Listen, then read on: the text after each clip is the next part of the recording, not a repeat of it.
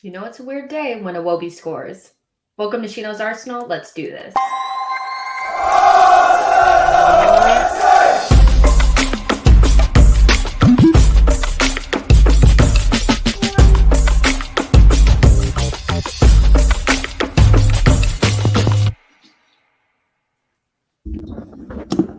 Forgot to put my mic up to my mouth. Hey guys, welcome to SheKnowsArsenal. My name is Jessica. I'm your host. You can follow me on Twitter at JustinoTweets and at SheKnowsArsenal.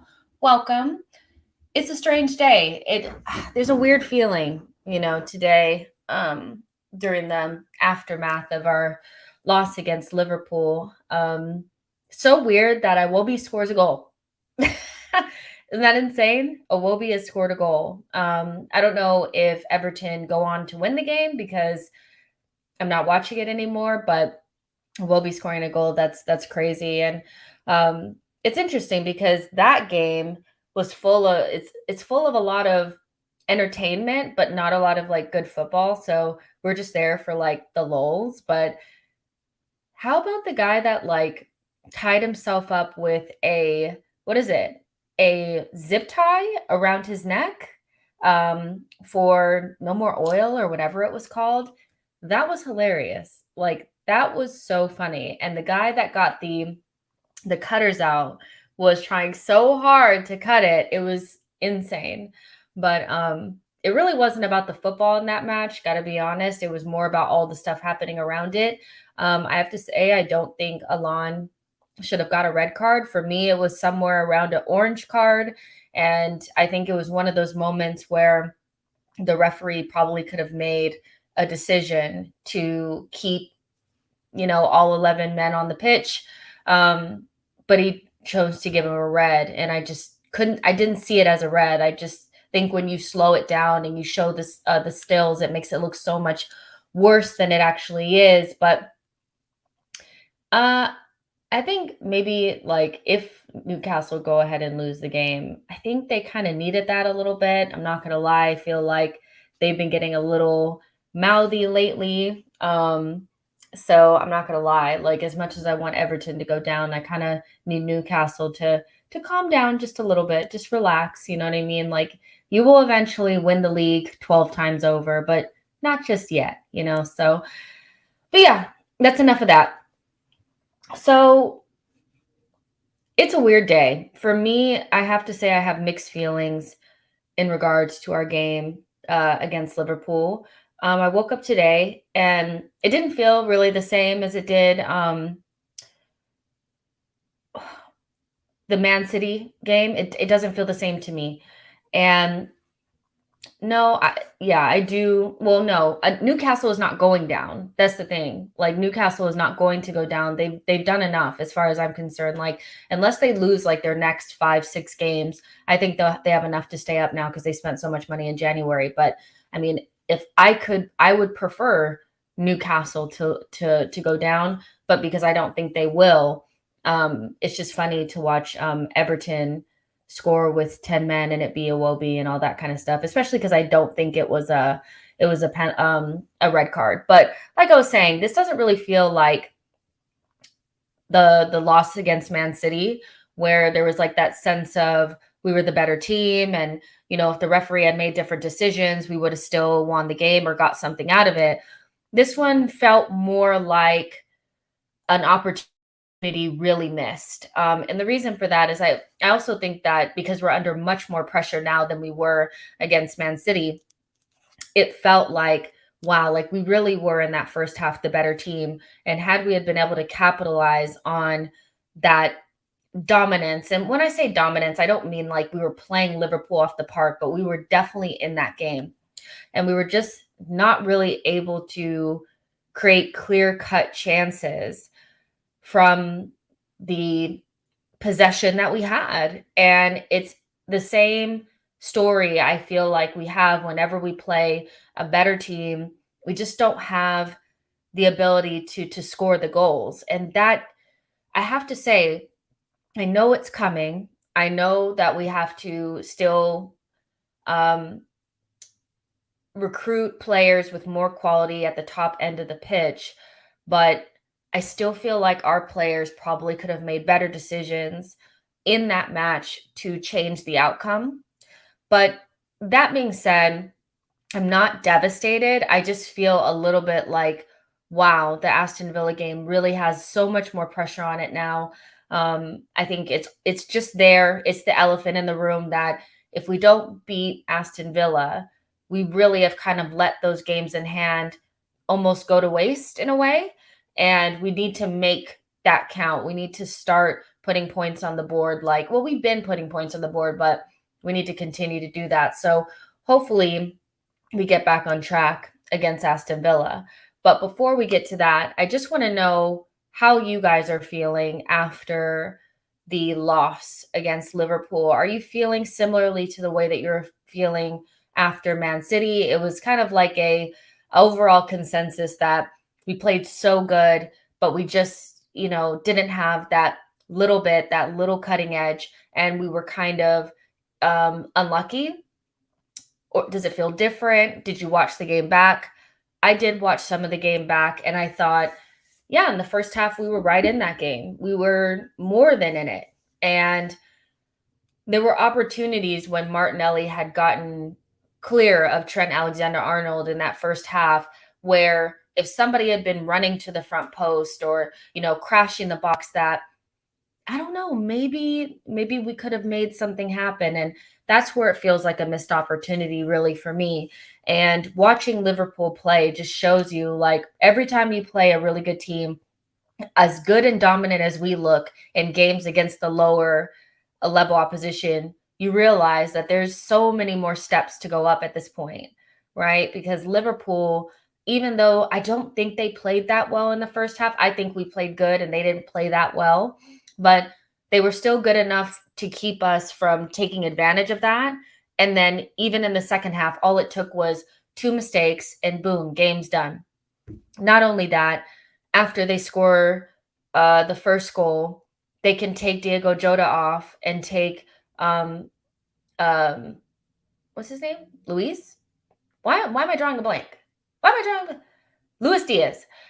Bring them off and bring Salah and Firmino on. And so there's so many things that we still need to accomplish in order to feel like we're in that same ballpark. I think we're miles off it, but the gap has closed a little bit. But let me see what you guys are saying. Let's see. Jack Stone says, "Don't make it break your spirit. I wake up feeling good. My team, Arsenal, played well. Just the 2 goals, but we can still get top 4." Just Incredible says, "Jess, I have a question for you. Are you more bothered by Odegaard's miss or Lacazette's meekness in turning back and passing to him instead of rounding Allison and shooting?" The second part of this is, I don't blame Odegaard because I think it was a brilliant save from Allison. There were 2 players on the line. A more lethal striker would have taken the shot, though, unlike Lacazette.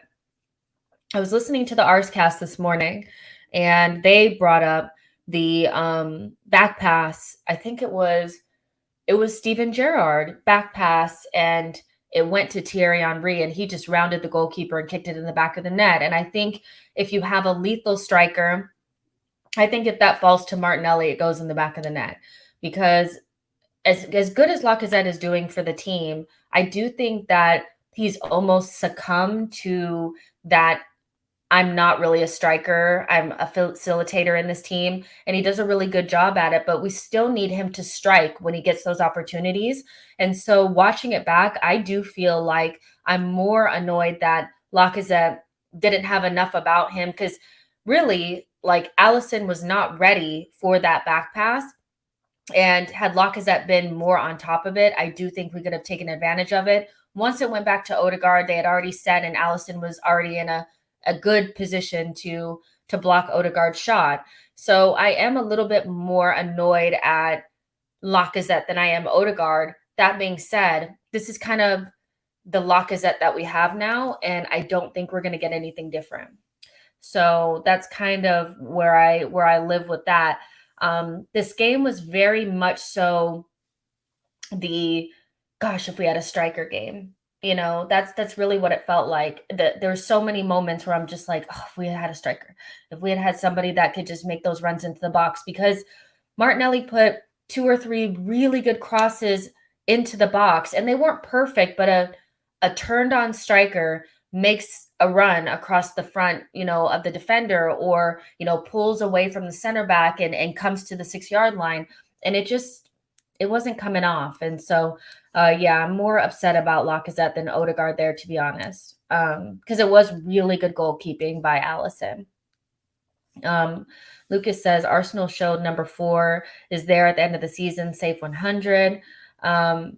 Romy says when you see the replay, Allison was on him quick, and he got back to make it hard for Odegaard.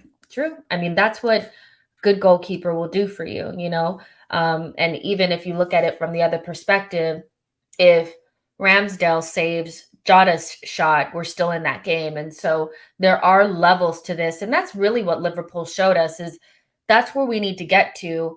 And we're nowhere near that. The quality, the depth of quality, the ability to take one or two mistakes and just turn it in, and just be so ruthless with them, and to remain calm when another team feels confident against you. I think Fabinho and Matip and Virgil van Dijk were so excellent in that game, and you just saw that there's levels to this.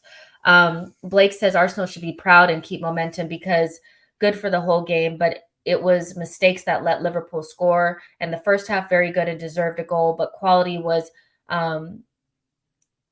matter. But what Arsenal was growing.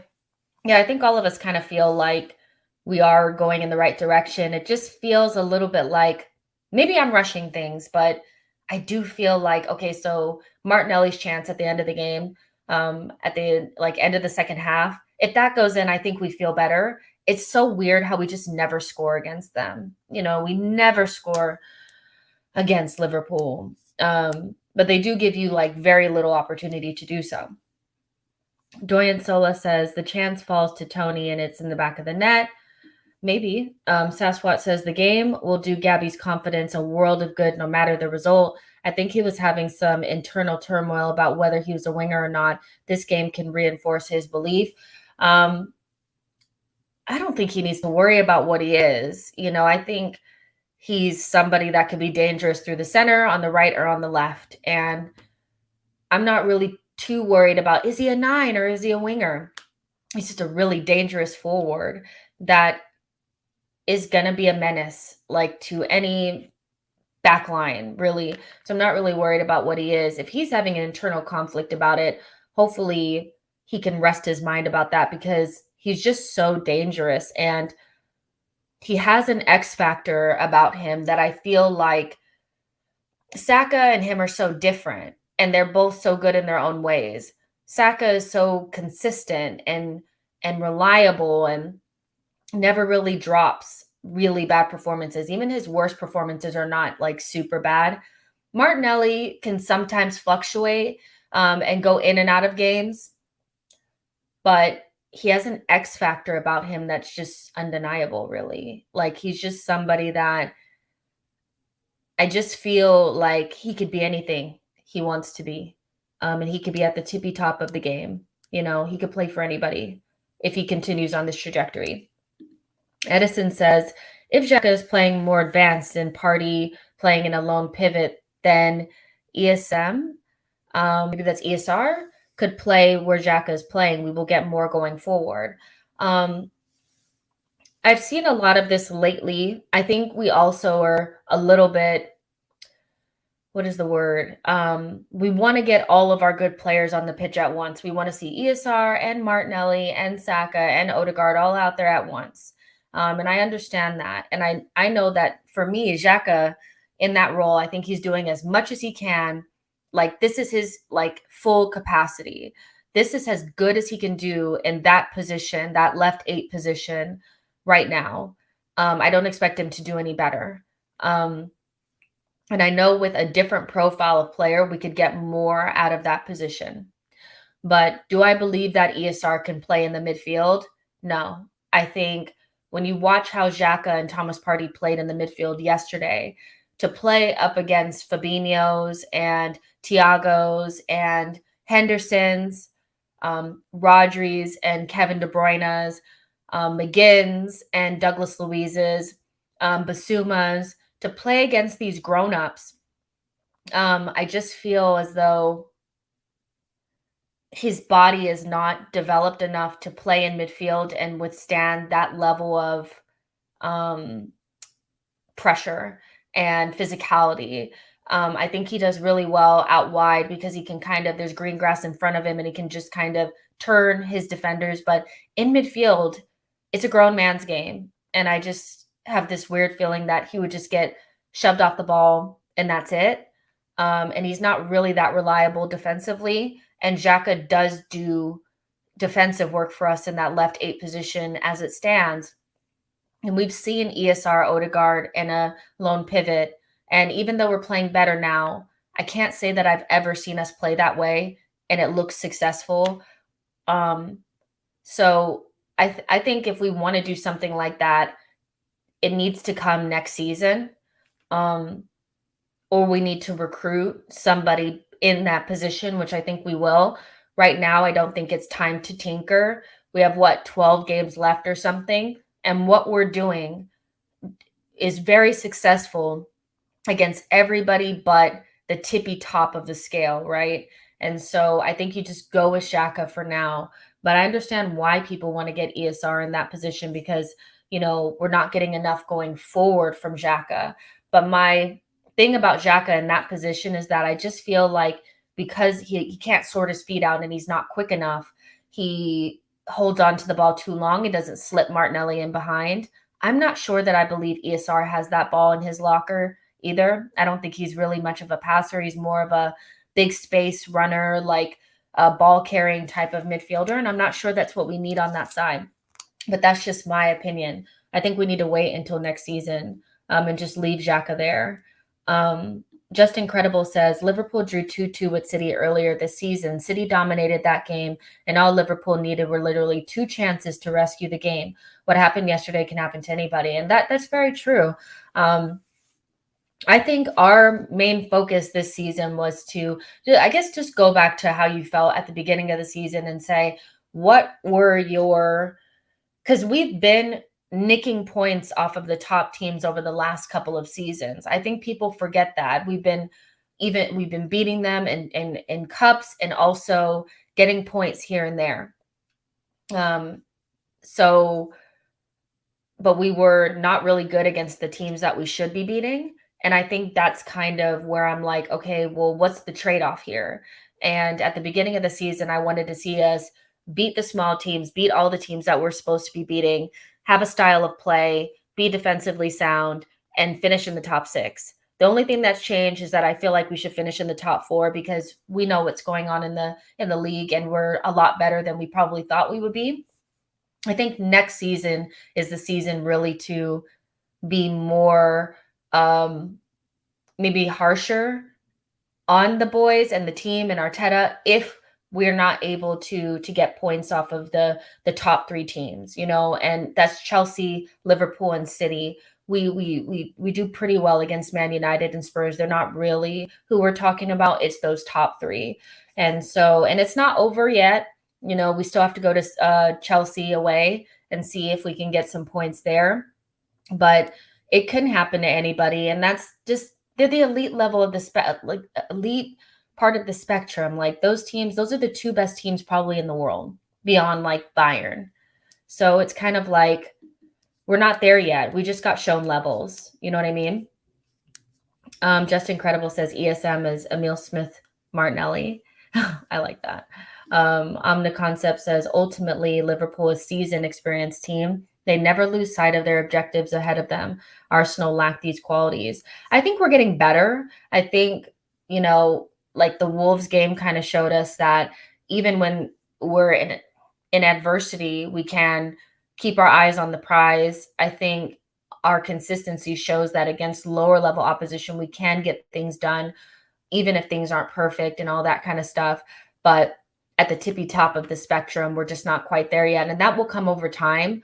I I think one of the biggest lessons that I hope that the team has learned is every single time you win possession back, you don't have to try to attack. I think that one of our mistakes in that second goal was just not clearing our lines, not to kill Bukayo Saka, but that ball came out to him. It happened twice where Thomas Partey won the ball and passed it back to Gabriel. Gabriel kind of tried to wiggle out of pressure, maybe draw a foul, and it didn't happen, and they were free in our box. Then we kind of recovered, and went out to Bukayo Saka, and instead of him clearing his lines, he tried to pass it up the wing, probably to start like a counterattack or something like that. We had like 10 or 11 men behind the ball. We weren't gonna counterattack them at that point. But because he did that, it left Andy Robertson wide open, and we were just kind of on the back foot. So, and we've kind of seen that over the last couple of games, that we've been so desperate to attack that we don't take time to just, okay, let's just get ourselves back in our shape, relax, and all that. It was just more like go, go, go. So I do think that that's something that we need to learn, is when to attack and when to just clear our lines. That's something we haven't been doing that well in the last couple of games. Other than that, I think that we played really well. We could have taken advantage of some opportunities. We've already went over the Odegaard / Lacazette chance. And yeah, what can you do? Played against one of the best teams in Europe, and you didn't get the points. What are we gonna do? Next season, I do want to see us do more. And I guess this kind of goes into the conversation of, what do we need to add to the squad? What do we need to learn? What do we need to get better at in order to close the gap on these top 3 teams for next season? Because I think that's the next step for us, is obviously to make top 4 and make sure that we're still staying consistent. But when I watched that game, I also thought, Fabinho, Van Dijk, and Matip really dealt with us quite easily in terms of physicality. They're 3 monsters. They're all 6 foot something pluses, big guys. And I do think we lack, especially at the front end of the pitch, some physicality.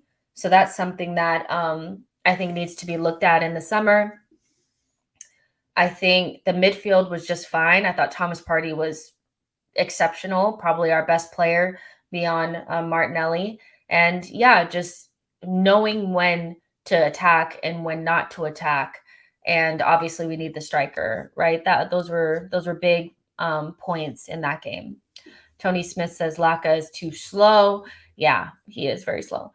Romy says, dang, West Ham playing extra time and they play Spurs this weekend. We'd need to just beat Villa. If we beat Villa, it doesn't matter, and the best possible solution for that game would be a draw. But I also think West Ham are smart enough not to sit on a high line and just allow Spurs to just counterattack them. They'll be smarter than that, but a draw is what we're definitely hoping for with that game. George says Arsenal showed heart. They should keep their heads up, but they need to bounce back this Saturday. Just Incredible says, something that worries me is that it's always been in our DNA where there's always a player that always gives us hell. It used to be Robbie Fowler, then Drogba. Well, Jamie Vardy just vacated so Jota can do his thing against us. I don't know. I think there's just some players that just love playing against us. And with Jota, he scored different types of goals on us. So it's not like there's any specific thing that we can do to stop him per se. He took a half chance and made it into a full chance because of bad goalkeeping by Ramsdale.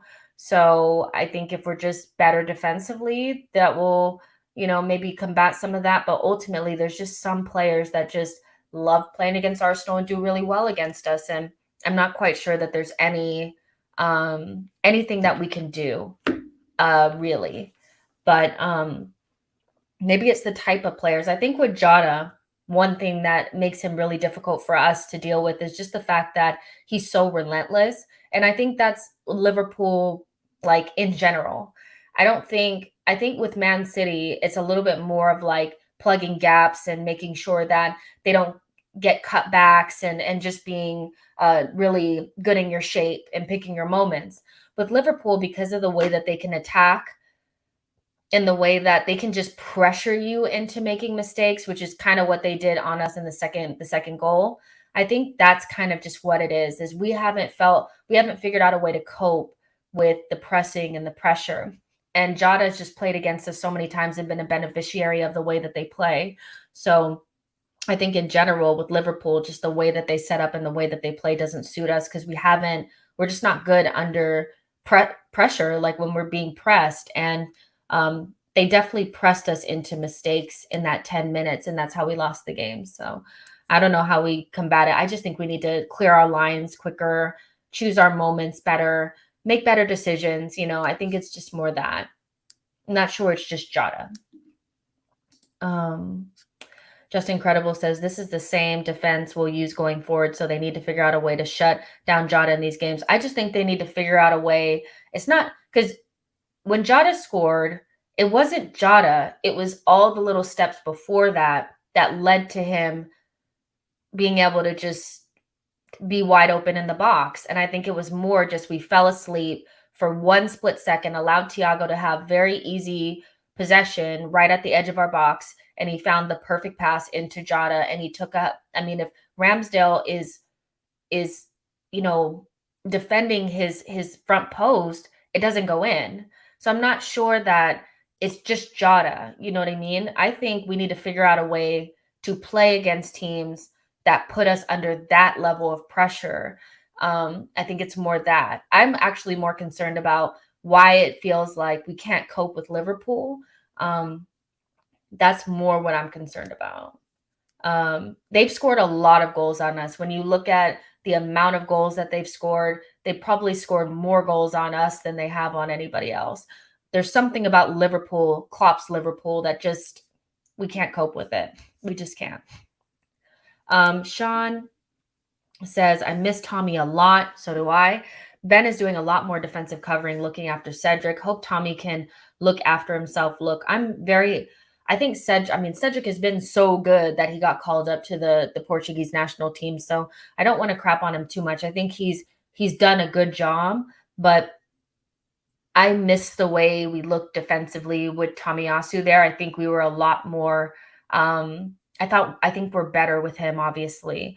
And so I would like to see him come back after the international break. I think the Aston Villa game is so high pressure away from home that I'm afraid because he hasn't gotten any games under his belt, he might get caught out. And so just keep things as it is. Cedric's been playing good enough. But we do need Tomiyasu back. He does take us up a level defensively, and it allows Ben White not to have to think so much. So I do agree that we missed Tomiyasu yesterday so much. Let's see.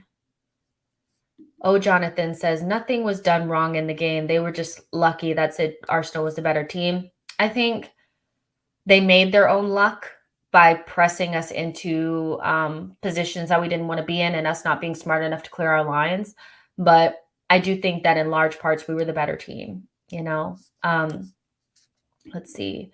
Sasquatch says, a massive fan of Pep's and Arteta's and Javi's modern times with meticulous systems, but there's something amazing about the controlled chaos of Liverpool. We need some of that as well. Well, here's the thing, you guys. Do you think that we play meticulous possession football?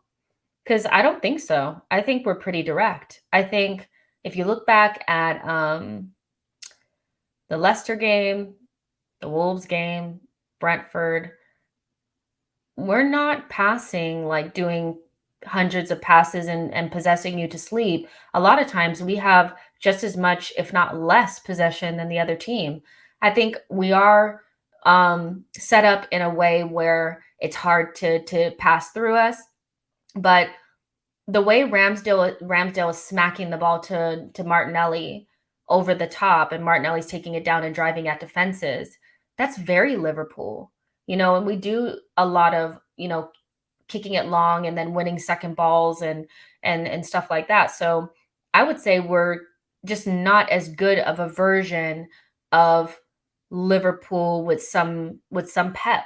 I think it's very much kind of Moyes' collectiveness and defensive kind of system. Like, you know how Moyes teams are really unified and together and they defend in their block well and they're hard to beat, plus some of Pep's build-up structure.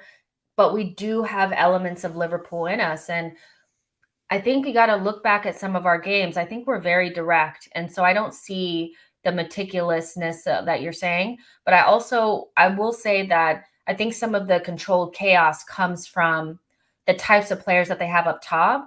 And Martinelli has that about him. He could easily play for Liverpool. He is like a Klopp player where he's just really direct, really dangerous, gets to the byline and makes things happen. Where I think Saka kind of suffered in this game a little bit, but the way that we were playing against like Watford, that was controlled chaos. That was Liverpool to a T. That was nothing like Pep to me. So that's how I see it. I think we're a fusion of a lot of different things that is Arteta ball. But yeah, we'll see. Justin says, I'd say it's meticulous in the sense that Arteta has specific instructions for each player that he does not expect them to veer from. Wenger gave his players a lot of freedom. Mikel doesn't. Do you guys feel like they don't have freedom?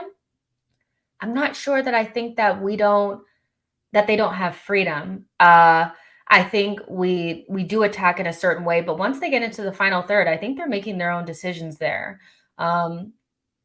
We do build up in a certain way, but what I've heard is in practice, or in training, Arteta will stop the team at certain points in training and say, so what do you think that you're supposed to be doing at this moment? Who do you think you should be passing the ball to? Who do you think, why do you think you should make this pass? So I think they do have a level of being able to make their own decisions.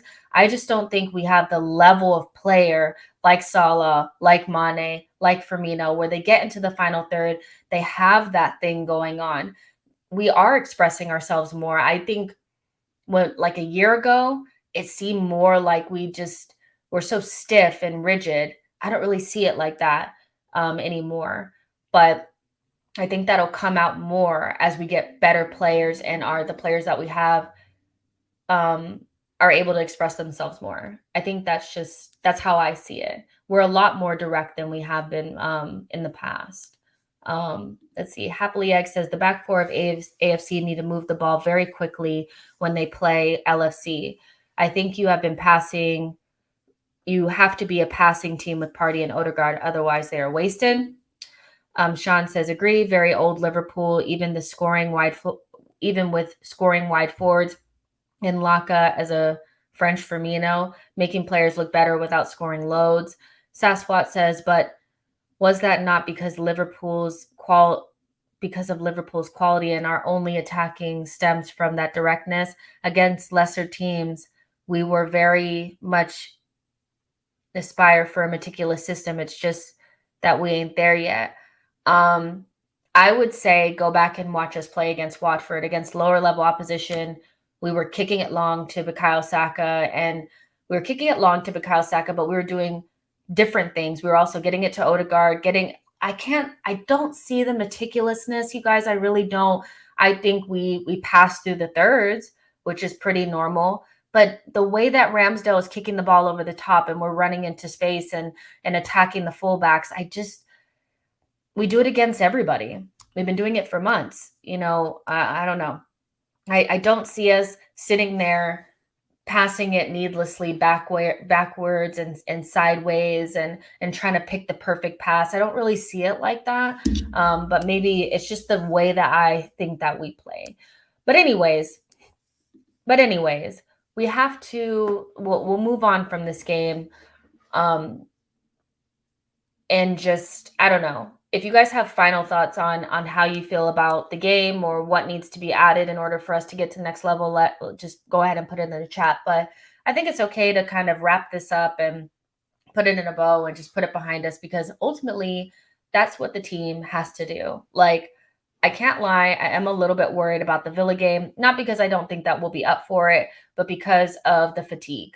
It looked like Thomas Partey was, I'm not sure, but it looked like he was like touching his hamstring and touching his calf. And I was like, oh shit, are you injured? Or if you just ran yourself into the ground.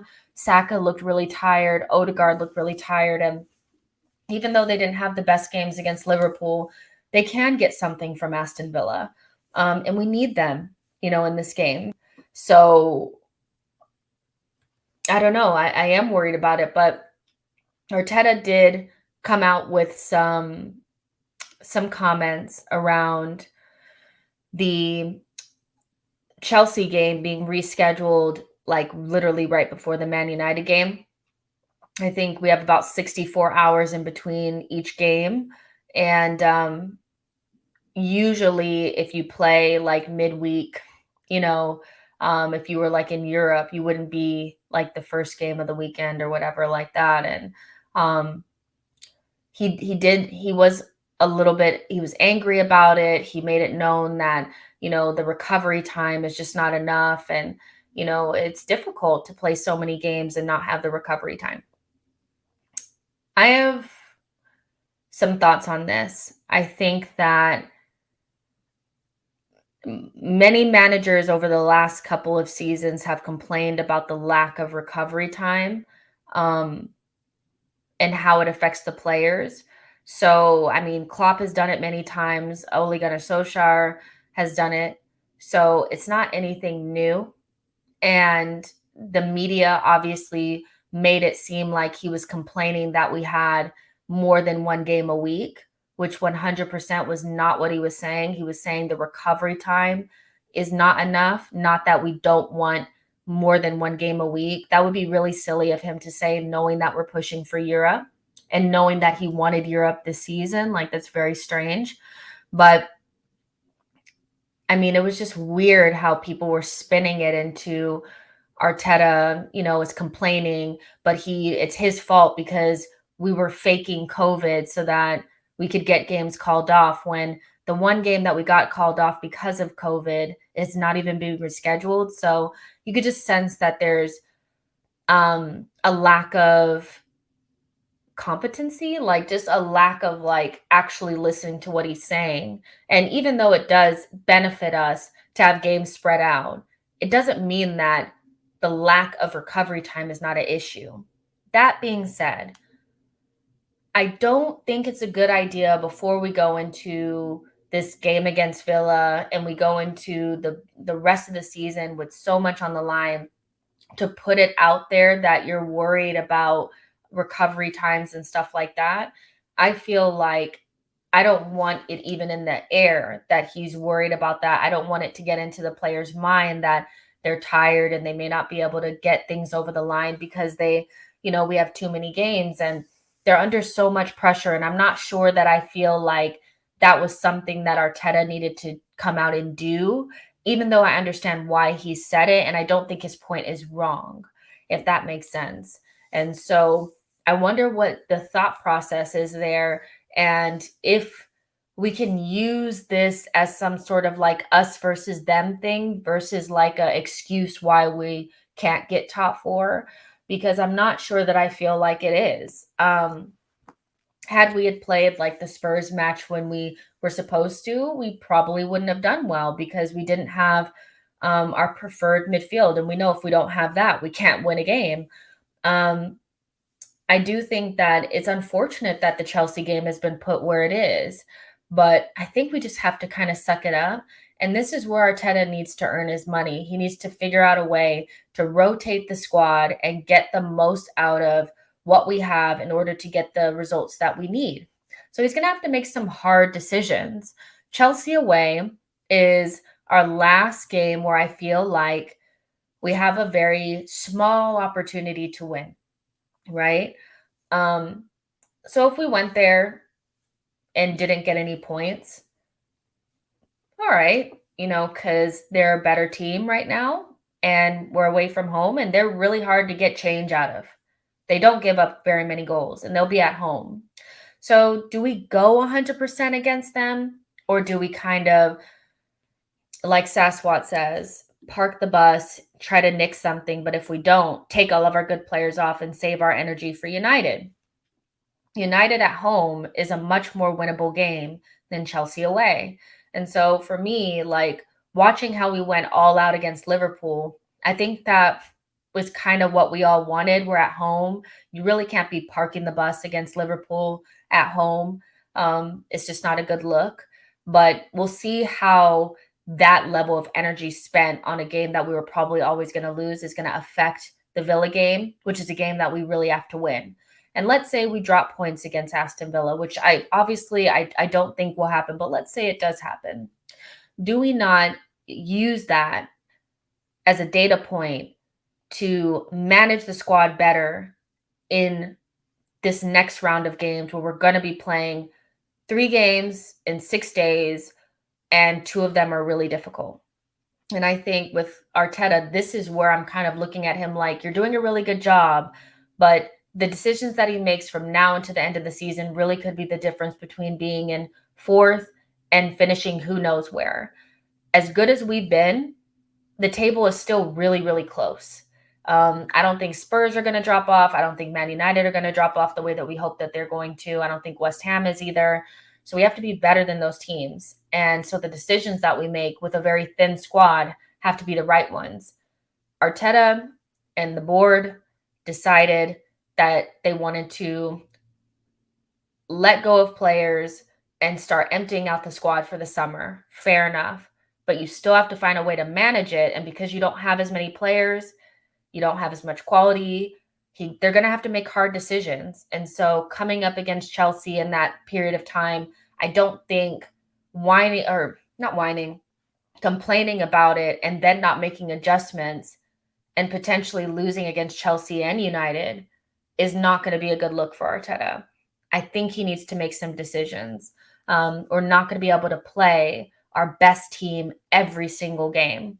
And so, I mean, I'm looking at that Chelsea game like, just like Saswat says, park the bus, try to nick something. If you can't, take all your best players off and do everything you can to beat United at home. Because I think if we continue our consistency against the teams outside of the Big Six and make sure that we get something from United, make sure we get something from Spurs, we make top 4. But that a lot of that has to do with how Arteta uses the squad from here on out. Because the league is not going to help us out. Let's keep it 100. Just Incredible says, I think either you or Sol said it yesterday, we should use the Villa game to rotate. Saswat says, if luck favors us, we might have a decent lead on the chasing pack anyway. If we will win Villa and Palace, we're like 5-6 points ahead of 5th. And the Villa game, it's important for them to pretty much do whatever they can to win this game. I mean, I expect Wolves level performance from that game. It's not going to be easy. Aston Villa, I think is a good upper mid-table team. You know, they're not amazing. Their defense is not great, but they have some players that could really hurt you. And if we're not awake, they will really be difficult to play against. They're going to be at home. And so when you look at, you know, Jacob Ramsey and McGinn and Coutinho, this isn't going to be a very easy game, especially following the Liverpool game where we kind of gave it all. So although I'm not like, oh my gosh, I think we're going to lose, I do think that we have to get over this one. We need to get the 3 points and then regroup over the international window and then move forward into Crystal Palace and Brighton, because those are, again, 2 really difficult games, but games that we should be winning. So, the Villa one is very important. Happily Egg says, don't worry about the Villa result. Rely on the team's consistency is better than the other teams around you. It has been, but I do worry that we'll run out of steam, you know, because we have been playing basically the same 11 day in and day out. And I just hope that they can continue on. Just Incredible says, the Villa game is the one where we can start Pepe and ESR. Saka definitely looks like he can use a breather right now. What I'm hoping that they're doing is doing everything they can to get all these boys fit. And then we do rotate the squad for this game, get some fresh legs out there. There was a game that we played away from home to Villa last season where we started the game with like Willian, who I think that was like one of his better games for us. He was so bad. But Pepe played. And we kind of had like a rotated squad out there. I think Pablo Marie started. It was rotated. And we won 3-1. And it was one of the it was a small kind of it was a small example of Arteta using the squad right, because the boys that had played in midweek were not going to be able to play against Leicester. So this is where you're going to have to use your Pepes and your ESRs and really make it work. So let's go ahead and build our lineup for the Villa game. I'm going to go ahead and like share my screen really quick. Hold on. All right. Share screen. Share screen. Oh, hold on. All right. So here we go. I haven't heard about anybody being injured or anything, so we're just going to assume that everybody is ready to go. Ramsdale needs to have a redemptive game, I think. You could really say that he had a big part to play in both goals that Liverpool scored. And it's unfortunate because he had such a good game against Leicester that was kind of like his redemptive game for the games prior before that. And he kind of threw that away against Liverpool. So we kind of need him to get back on track. I don't care where Tomiyasu is in terms of his recovery. I think you play Cedric. Just keep things consistent and just try to get it over the line. Per se, obviously, I'm pretty sure Ben White's going to play. Also got called up to the England national team. Congratulations to him. Well deserved. Gabriel, who I don't think had like a bad game or anything. Nobody was really bad. Okay, why can't I see him? Why can't I see him? There. And Tierney. None of them really looked super tired to me. All right. So we'll stick with the same back five. Hopefully nobody got any injuries or anything like that. This is a game where I'm going to need Thomas Partey to push through. I just don't think that we can go in with a Lokonga type of lineup. Like, we have to go with a strong midfield. I think Villa have a decent midfield with Jacob Ramsey and McGinn and Douglas Luiz.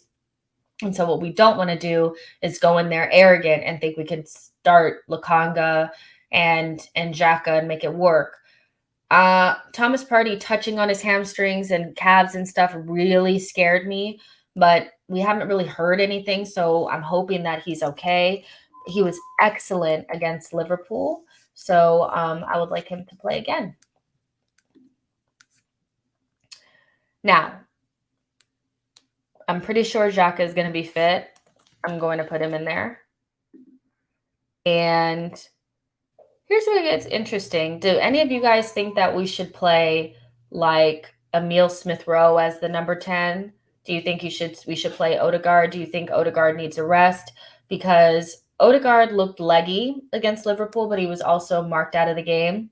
So I wanted to ask you guys, do you think we should play Emile Smith-Rowe or Odegaard, or just play Emile off the left?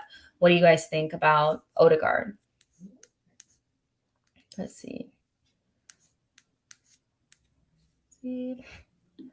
Just Incredible says, would you bring in Tavares right now?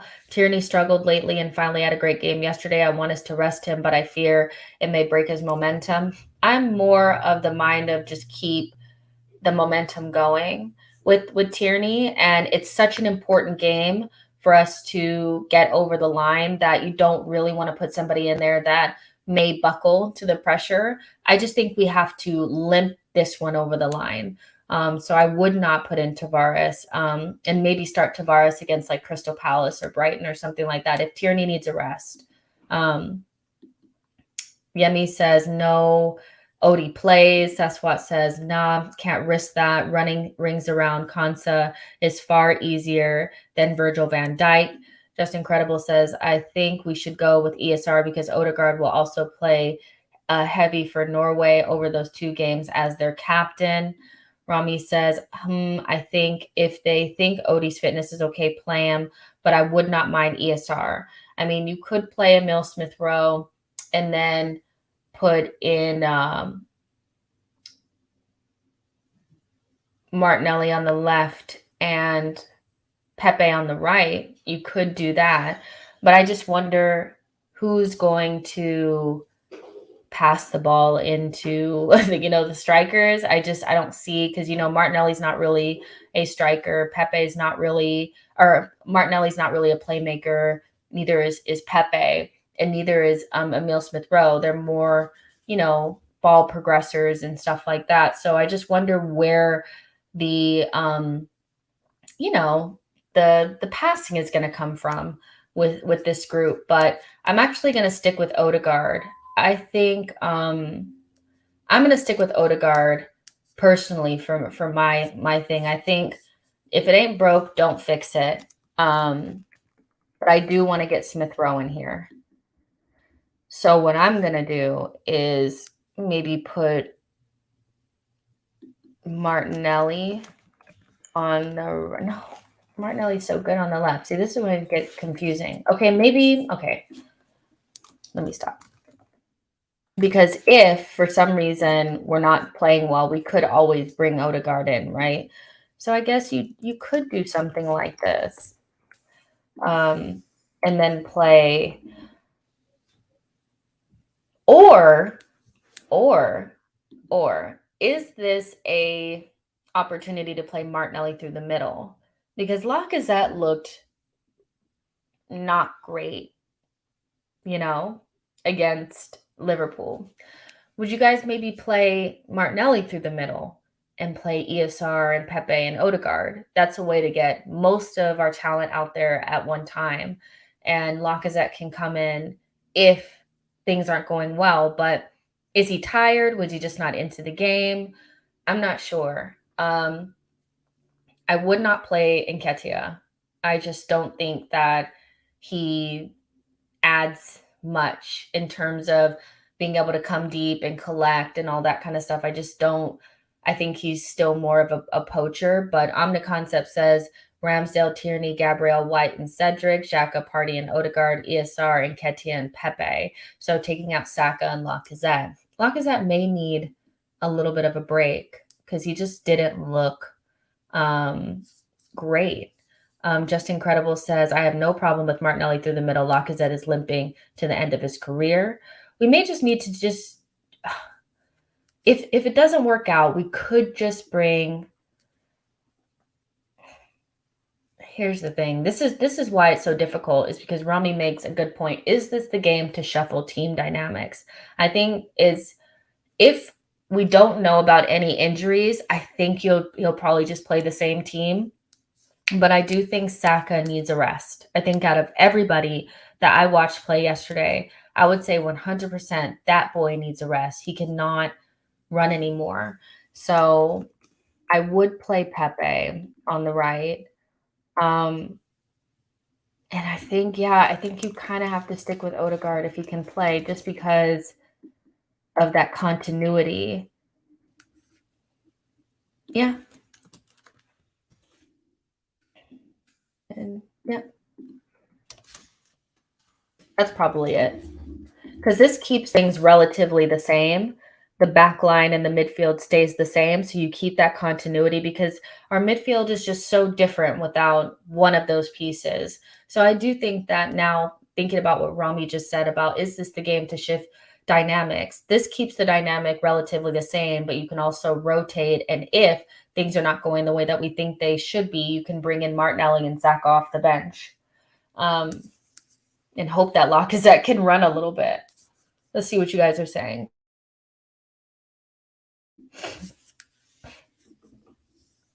Let's see. Happily Egg says Martinelli will give you the movement to enable Odegaard to thread passes. The only thing is that we've never seen it before. This is something that we are assuming will happen if we play Martinelli through the middle, but it could just be that he gets his ankles kicked and we have no focal point. So again, very similarly to playing Smith Rowe as the left 8 right now, I think we have to be careful about starting to galaxy brain things just because we lost to Liverpool, you know? Kurumi says we need Smith Rowe and Pepe on the field. Smith Rowe needs to be on the field. Romy says, how is the link between ESR and KT? It's better than KT and Martinelli. I think ESR and KT link up much better than KT and Martinelli. So I do think that works on the left-hand side. It's something comfortable that we've seen before. And Cedric and Pepe tend to work well together because Cedric can overlap Pepe and get him closer inside. Whereas with Tomiyasu never overlaps. So it's better to play with Saka that way. But this keeps things relatively the same. And if things go awry, you could, take out Cedric and play with a back 3 and put Saka in or put Martinelli in to add more pressure. But to me, this thing feels like a team that should be able to beat Aston Villa. Emile Smith-Rowe is basically a starter, so it's a starting 10 plus Pepe. So there's not too much change, right? And I'm just hoping that Odegaard was not super tired and he was just more maybe just marked out of the game, because I do think we need him. Tanny says, do you think we are missing Tomiyasu? I do.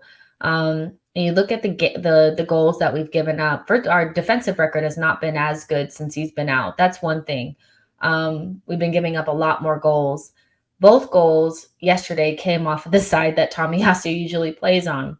So I do think that there's an element of Tomiyasu being missed there in terms of his stability. And Cedric, what he adds in the final third, although he overlaps more, I don't think he really adds much quality in the final third in terms of his shots aren't very good. His crosses aren't amazing.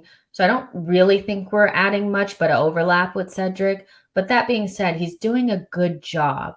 Do you know what I mean? I don't want to crap on him too much, but Tomiyasu is definitely a big miss, and I would like to see him come back in against, I think it's Crystal Palace, which is our next game after the international break. Let me just check, which is also going to be a difficult game away from home. Patrick is going to want blood because he thought he should have won at the Emirates. Oh, what was that? What did I just see? All right, let's look. Yeah, so we played Crystal Palace, then Brighton at home, then Southampton away. That's 3 really difficult games, but I think you could bring Tomiyasu in then if he's ready to go.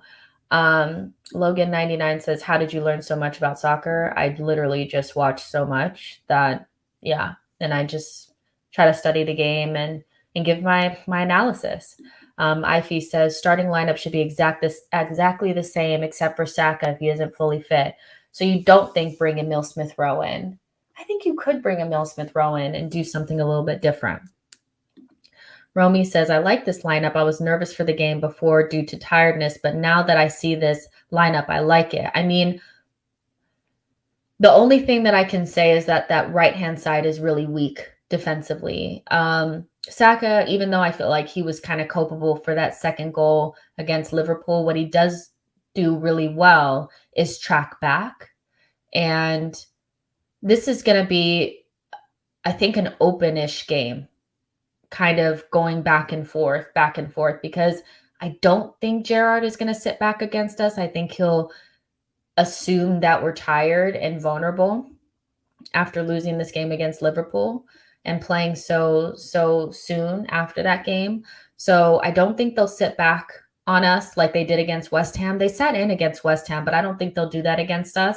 And so it might be kind of open, and that's where I have a little bit of fear for the Cedric Pepe side. If Pepe is not turned on and him and Cedric are out there acting like clowns, like they don't know what to do defensively, we could get done on that side. And who usually plays on that side for Villa? It's Digne and whoever their striker is, because they usually play with 2. Let me check. I think Ramsey plays on that left-hand side of their three. Oh, I just want to remind people that this game has implications because we cannot lose to Emi Martinez and Emi Buendia. There's just no way. All right. So the last game that they played a 4-1. They played a 4-1-2-1-2. So essentially a 4-3-1-2 or whatever you want to call it. They had a diamond in the middle, essentially. So Jacob Ramsey plays off of that left-hand side, and Ollie Watkins is on that same side. So you can see that there will be some danger off of, I think that's their more dangerous side too, the side that's going to be where Cedric and Pepe is. So they're going to need to be very, very smart on that side. Also, Matty Cash on the other side is a threat in the final third. He does get some good crosses in and he scores goals. So that's the Tierney and Emile Smith-Rowe side, but I don't really worry about them as much. And then the most important thing in this game, in my opinion, is shutting down Philippe Coutinho. If he doesn't play well, they won't play well. They don't really have much beyond him. He keeps them ticking. He gives them that extra bit of quality that they don't really have. And so Coutinho finding those little pockets of space right in between our midfield and our defense is something that needs to be shut down. And so I need our two center backs / Thomas Partey to be turned on to that. But other than that, I do think that it's a game that we can win. West Ham beat them, but it was marginal. And I think we can do somewhat of the same. But I am worried. You know what I'm saying? So Just Incredible says Cash has been scoring lately. Yeah, he likes to get into the final third. And so that's something that we have to look at. And that means Emile Smith-Rowe is going to have to come back. And maybe that's where Martinelli would probably be a little bit better. I do think he's more reliable defensively, like covering fullbacks and things like that. But I think Emile will be just fine if he does play. Romy says, how long into a match does tiredness come into play? Like 50 minutes? I think the 60th minute mark. I think that's where I would like to see the subs come in. Sometimes what Arteta does is they get tired around 60 and we don't end up making the subs until 70 and we give up the goal in between there. So I would say around that time, the 60th minute, probably. Sometimes it's first 5 after the half where you start seeing the subs warming up. Sasquatch says, if we let Steven Gerrard bag another walk-off GIF, I'll deactivate social media. Yeah.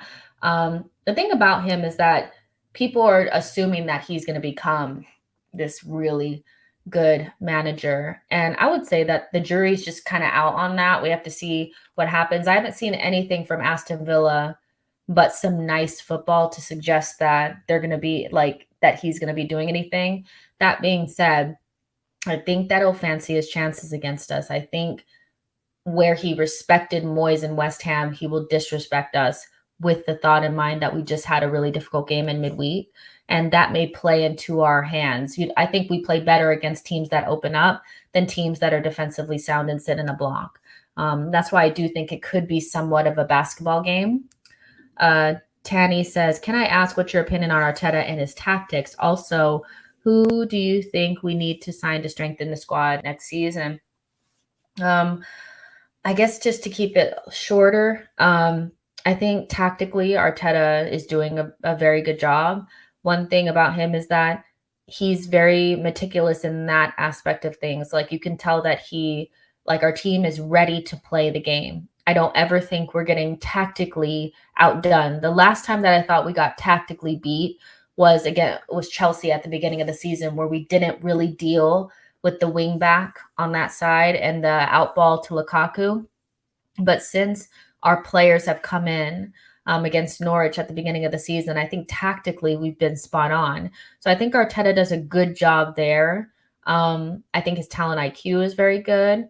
I think where maybe he still needs a little bit of work is the management of the team. So he needs to get his rotation right and the substitutions right and things like that and the timing of those. But his tactics, I think, are spot on. I think we always have the right intention. Whether it comes off sometimes has to do with individual errors and just overall quality of the side. And who do I think we need to strengthen the squad next season? Well, it's difficult because now that I've kind of seen us against Liverpool, how many teams do we play that are like Liverpool? They're pretty one of a kind, right? So even though I do think we need more physicality up front, I just think we need more quality overall. I just think we need somebody up there that can do a little bit of the Lacazette stuff, but is a bigger goal threat.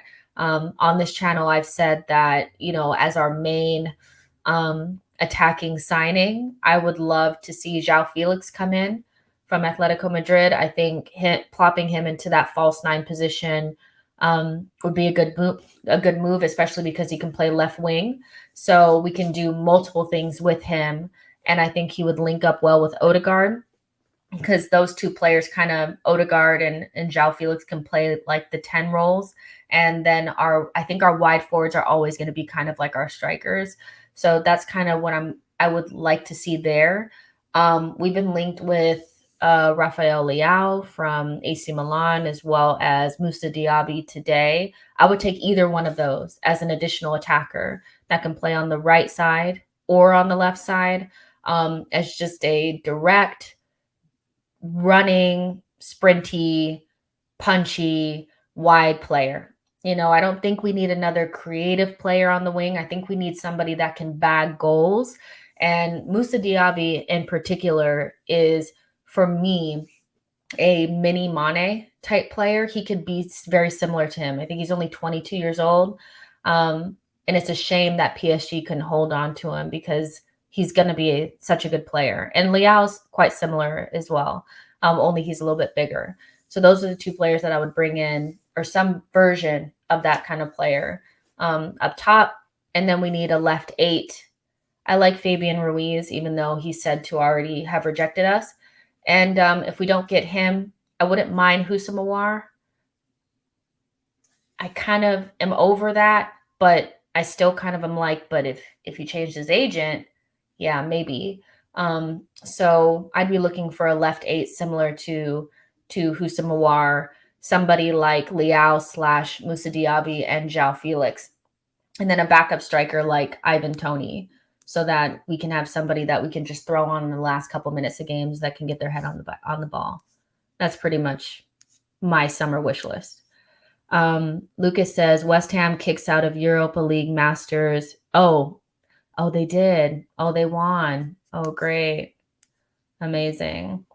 Just Incredible says, here's the thing, though. I feel like these recent string of performances has given us some presence against our opponents. I don't think they see us as pushovers like we were circa 2018 anymore. No, they don't. And that whole like old trope of like Arsenal can be pushed around and, they just are open at the back and all that kind of stuff, that none of that is true anymore. And most managers have said those things. Rival fans will try to make you feel like we're exactly the same, but we are more respected than we have been in the past. And that's just a credit to our progression. Let's see. Captain Joka says Tierney will know about Steven Gerrard's tactics. Saswat says Asensio is a meme over at Madrid, though. Oh, no Asensio. I don't even think he could play in the Premier League. I don't think he has it. The Premier League is a difficult league, and he looks like he needs to stay in La Liga. Blaze says, hi, Jessica. Moussa Diaby can replace Pepe. He is a good player. Exactly. He could replace Pepe. And he's very direct. He's tenacious. He's somebody that I feel like could press from the front and give you a difficult time. And he looks like a Premier League player to me. And so does Rafael Leao. But I worry about this Serie A kind of like, are they actually that good? But then there's Bundesliga tax too. But both of those are really good players that I would take to replace Nicola Pepe. But Moussa Diaby, Leao, João Felix, they all cost a lot. They're all going to be very expensive. So there you go. Isak, I'm kind of over that. You know how when you're thinking about transfers, you kind of get into sometimes and then you fall out of love with them or whatever. So we'll see what happens in the summer. But right now, I'm not really feeling him as much. Blaze, I'm don't. I know that there's some like if you're not in the competition, you kind of want all the English teams to do well. I don't really. I would prefer West Ham to just kind of go out of that competition, but because God forbid if they win it, if they win it, we'd never hear the end of it, right? As we got to semifinals and finals, never won. But if they meet up with Barcelona, they'll lose because Barcelona is on smoke right now. They will not beat Barcelona. Aubameyang and them are doing bits. So yeah, exactly. But yeah, you guys, just I'm not really worried. It's like I am worried about the game because I kind of need to see us playing well in that game before I like relax a little bit. Because right now I'm like, oh my gosh, are they so tired? Are they what? But we do have to win this game. I'm predicting a 2-1 win. I do think we'll give up a goal, but after we go 2-0 up. One of those like, scary ones, like we're towards the end of the game, we're like, oh my gosh, are we going to drop points? But I do think we'll beat them 2-1. I don't think they're unbeatable. They're nothing like Liverpool, but they'll be up for it. They'll be up for it, and we need to be up for it as well. What are your guys' predictions for the game against Villa? Let's see what you guys are saying. Captain Joka says Pepe will make a mockery of England in the international break. Oh, is Pepe playing? Is Ivory Coast playing against England? That'll be interesting. Shane says, how about Pepe growing a brain and wake up? He's not a student of the game. Oh, that's mean. C1 London says De Jong versus Wright. Interesting. Need that. I just think Barcelona are going to win it. I just have this weird feeling because they're kind of like Champions League level, but we're just performing poorly and needed some more coaching. But when you look at their team with Pedri and De Jong and Gavi and Adama Traore and Aubameyang, and the players that they can bring off the bench like Depay and Luke De Jong, and they have a lot of quality. We'll see how they could, if they get West Ham, like if they can match up with the intensity of a Premier League team. But Barcelona are better than Sevilla. I think West Ham could struggle with them, but we'll see. Lucas says 3-2 to Arsenal. Saswat says 1-0 to the Arsenal. I'd love a clean sheet. Captain Joka says Rice is overrated. That's why we all want McDonald's in the car. Just Incredible says, I want to say 1-0, but I'm scared we'll finish 2-2. That would be a nightmare. We need to win this game. I think they know that, though. They know we just need to get to the international break with 6 of 9. That's what we need. And Villa will be somewhat of like a Wolves away type game where not so much with the defensive solidity of Wolves, but it's evenly matched and we just need to nick it. It doesn't need to be pretty. We just need to get it over the line. Saswat says Barcelona will be bang average against Galatasaray. We're bang average against Galatasaray, though. Watch the game today and the performance won't cut it against better opposition. I don't know. I just have this weird feeling that they're going to be fine. But we'll see what happens. But the whole point is that we don't want West Ham to win the Europa League. Like, it just can't happen. Sorry. Avi Troop says Arsenal 70 and Spurs 70 points last game week. Who wins? Well, we're going to them, so they would probably win because the referees would do anything in their power to make sure that Harry Kane gets into the top 4. So I would not trust it. We need to get ahead of that so that it doesn't matter when we get to that point. When they reschedule that Spurs match, it kind of needs to be like it doesn't matter, or else it's going to get real messed up.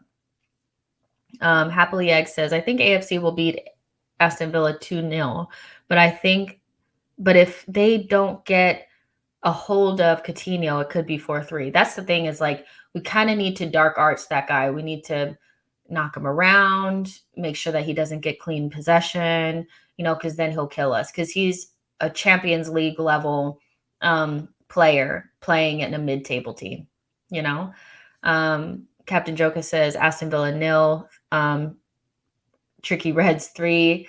So yeah, this is just a quick one, you guys. Tomorrow I won't be around. I'll be at the US. It's kind of like it's a conference for like um, up and coming like women in the sports or in like soccer, football space that want to learn more about how to grow their career. So I'll be at a conference tomorrow. So I wanted to go ahead and do something today. I know it was like weird timing and all that kind of stuff, but I wanted to make sure we did a preview and kind of talked about the Liverpool game. After the Aston Villa game, we'll be doing player ratings. Hopefully we're talking about a win. Make sure you guys like the video, subscribe to the channel, follow me at SheKnowsArsenal Tweets on Twitter. And I will see you guys on the next one.